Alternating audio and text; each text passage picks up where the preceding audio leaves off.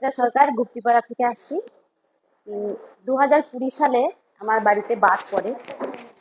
সেখানে আমি ছিটকে পড়ে যাই। তা সেখান থেকে ডাক্তাররা বলেছিল যে আমার নার্ভের সমস্যা হয়ে গেছে। অনেক রকম ডাক্তার দেখানো হয়েছিল, কিন্তু তার কোনো সুরাহা ছিল না। গত 5 বছর ধরে আমি এটা নিয়ে ভুগছিলাম।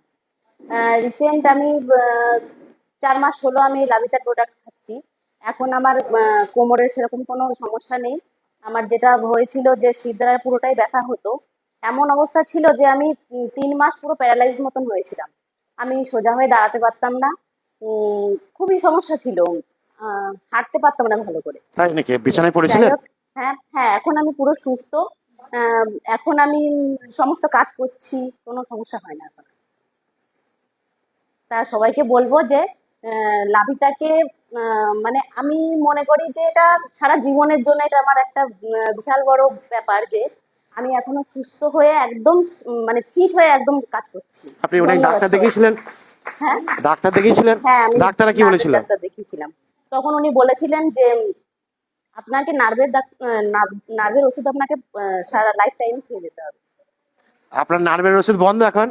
হ্যাঁ, এখন পুরোই বন্ধ। আর এখন আমি পুরো সুস্থ। এর জন্য ধন্যবাদ লাভিটাকে, ধন্যবাদ আপনাদের সবাইকে। Thank you. সবার ধারণা